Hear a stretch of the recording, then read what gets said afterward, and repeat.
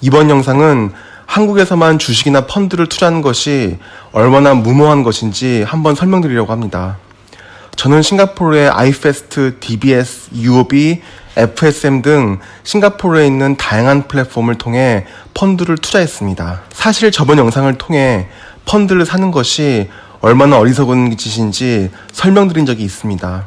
그래서 작년부터 신규 펀드 매수는 중단하고 ETF와 직접 주식 투자를 적극적으로 하고 있습니다. 지금 보시는 화면은 싱가포르의 펀드 슈퍼마트, 즉 FSM이라는 주식, 펀드, 채권, 보험 등을 매우 낮은 수수료로 거래할 수 있는 플랫폼을 통해 매수한 펀드들의 수익률입니다.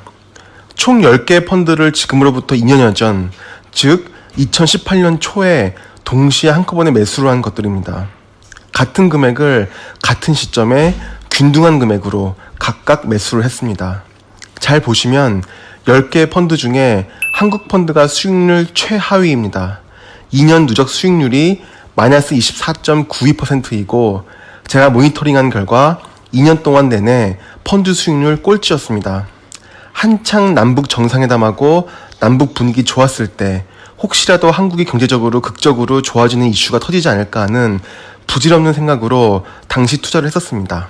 10개 전 세계에 골고루 투자되어 있는 펀드들 중에서 한국 관련 펀드가 수익률에서 절대적인 꼴찌를 했습니다.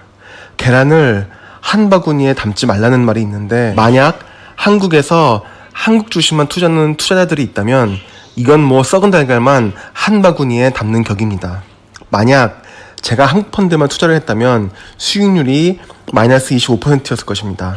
하지만 10개 펀드에 골고루 투자를 해서 분산 투자의 효과로 이 정도의 손실을 회피할 수 있었습니다. 제가 싱가포르에서 매수했던 한국 시장을 투자하는 한국 투자 쓰레기 펀드를 잠깐 살펴보겠습니다. 라이언 글로벌 코리아 펀드입니다. 보시다시피 2017년 말부터 보기 좋게 쭉 미끄러져 왔습니다. 가히 전 세계 최악의 펀드라고 할 수 있습니다. 그렇습니다. 한국의 주식시장은 전 세계에서 가장 수익률이 안 좋은 시장 중에 한 곳이라는 것입니다. 그럼 이 쓰레기 펀드가 주로 투자하는 주식을 보겠습니다. 물론 동전주나 테마주 같은 걸 투자하는 것이 아니고 삼성, 하이닉스, 네이버, 현대모비스 등 쟁쟁한 우량주 블루칩들에 주로 투자가 들어가 있습니다. 삼성이나 네이버, 카카오 등의 회사는 장기적으로 투자할 만한 정말 가치 있는 기업이라고 생각을 합니다만 글로벌적인 시선에서 봤을 때는 그냥 그런 기업으로 보일 수도 있습니다. 나쁜 기업은 아니지만 그렇게 주식으로 몰빵할 만한 기업은 절대 아니라는 것입니다. 펀드를 조금만 살짝 들여다보겠습니다. 1998년부터 도입된 펀드이니 족보도 없는 펀드는 아니지만 시가총액이 겨우 500억 정도로 매우 작은 규모의 펀드입니다. 현재는 MSCI 코리아 인덱스를 벤치마킹하고 있습니다. 이 점이 제가 펀드를 증오하는 이유입니다. 기껏해야 MSCI 지수 추종이나 할 거면 왜 초기 수수료를 5%나 내야 하고 매년 2%의 수수료를 또 내야 하는 겁니다. 그냥 수수료 0.3% 미만 수준인 ETF를 구입하면 되는 것입니다.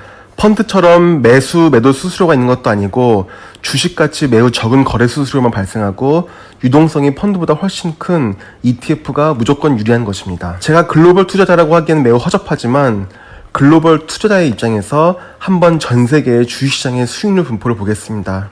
이 분포도는 MSCI에서 배포한 자료입니다.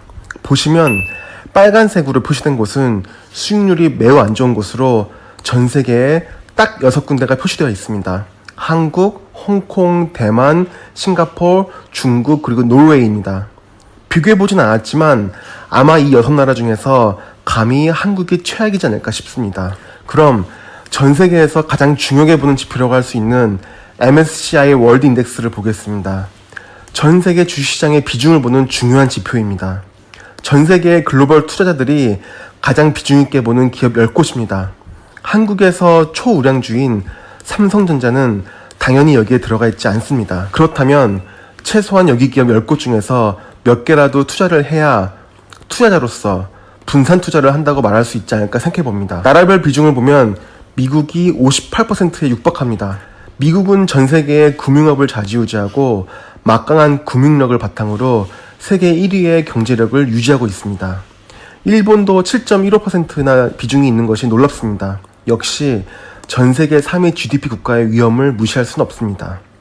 이 파이 차트에서 한국은 보이지도 않습니다. 한국은 전체 비중 중에 1.39%입니다. 이 숫자도 의미가 아예 없는 숫자는 아니지만 그렇다고 의미 있는 숫자도 아닙니다.